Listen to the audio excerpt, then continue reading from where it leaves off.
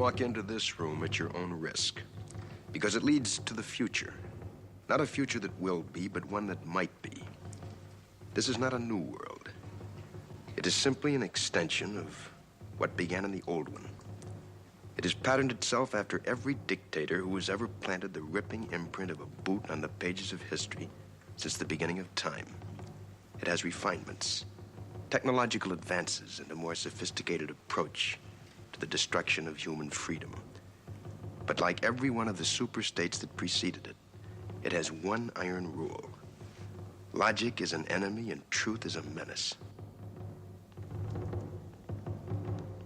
Any state, any entity, any ideology that fails to recognize the worth, the dignity, the rights of man, that state is obsolete.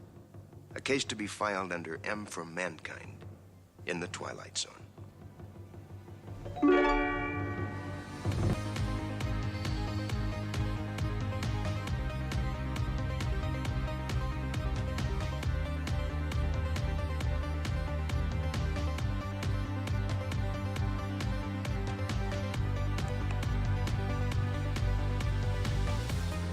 Well, hello again, for what it's worth.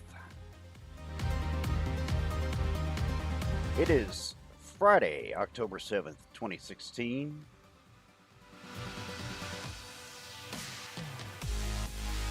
And once again, I have absolutely nothing to do but to sit at home and talk into a headset. My life is so eventful. But that's okay, given the state of things that are going on in the world. I think home is a better place to be.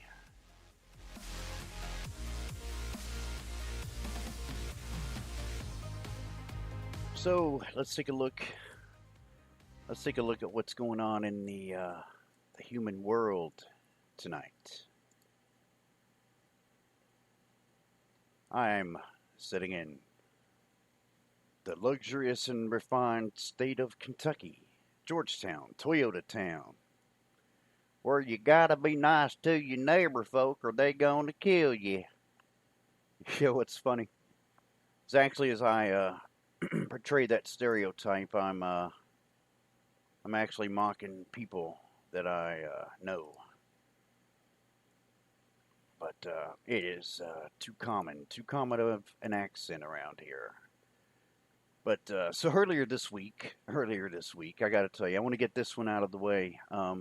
Shared a story from one of our local news agencies.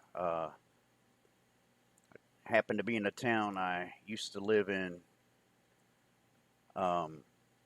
good old Winchester, Kentucky. But and this is hilarious because these are the kinds of things that set your state off, you know. I'm going to read the article as it was printed. A domestic dispute turned violent Monday night when two people were jailed after allegedly hitting each other with a fireplace poker. According to the police report, deputies found Bobby Singleton, 79, bleeding from a cut on his forehead, and his girlfriend Tracy White, 43, with a cut on her shin. Each said the other hit them with a fireplace poker. White said she was lying on the bed when Singleton attempted to initiate sex. When she refused, she said Singleton hit her with the poker on her leg.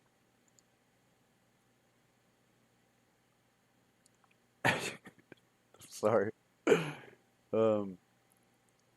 I'm sorry. Singleton, again, he's 79, said he was sleeping on the bed when White woke him by hitting him with the poker. Deputy said Singleton had a large amount of blood on his head and body. The fireplace poker was found in the yard. I gotta tell you, that, if I'm 79, if I make it to be 79 on this planet, I hope I have a story as good as that one to tell. Because that's just awesome. 79, she's 43, and they're fighting over sex.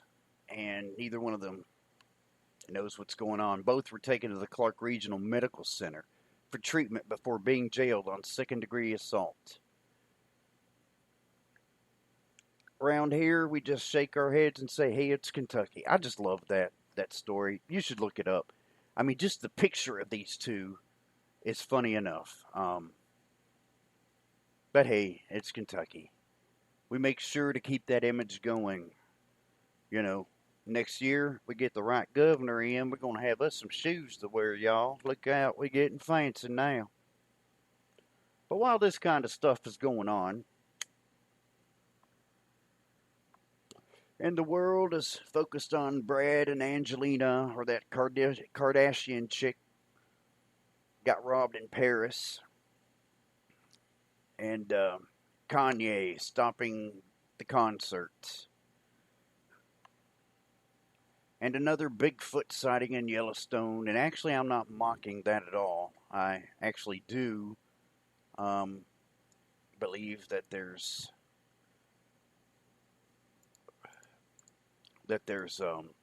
are a great many things left to discover on this planet if people would get their head out of their asses.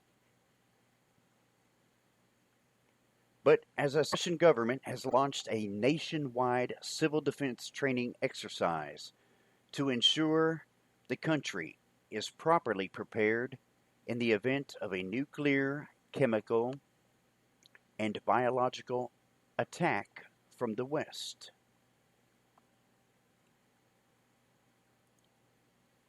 Now, if you need a second, I'll give you a second to let that sink in, because the entire country of Russia, the entire nation, is currently running a drill that involves 40 million people, upwards of 200,000 emergency personnel, over the fear that we, the United States, and not just we, but let's see, what were we called in one article? Oh yes, we were called, let's see, and of course this is growing international tensions here, amid growing international tensions over Russia's conduct, or alleged conduct, in Syria. The Defense Ministry-run TV network announced last week that, quote, schizophrenics from America are sharpening nuclear weapons for Moscow. So we're schizophrenics. And maybe, who knows? I don't know what their view is. Can't be good, given that situation, that they're running drills. You remember, well, if you're old enough, and if you're not, go look at YouTube. They had these duck and cover ads that used to run on TV all the time in these schools. These public schools would run these drills that you had to, duck and cover. And it shows kids getting under their desk and getting in the hallway. It eventually emerged into the tornado drill, in which you go into the hall and you kind of huddle down and cover your head. That's going to save you from a nuclear blast.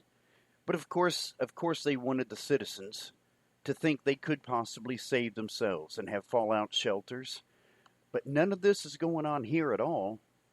No one's said a single thing. We don't need to prepare for anything, apparently. Either that's ballsy of the United States, or they simply don't want us to know just how much of an idiot. It's like, we're confused about Syria. We're confused about ISIS. Well, why they want to be killing us? We didn't do nothing. That's the mentality of over half of America, not realizing they're trying to protect their own country. Emergency now, and the cooperation of 40 million civilians. That's a lot of people.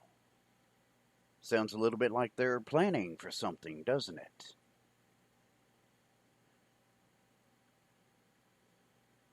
This comes after last month an announcement to the people of Germany to, quote, stockpile and food and water for civil defense. And this is from an article at bbcnews.com. It reads in part,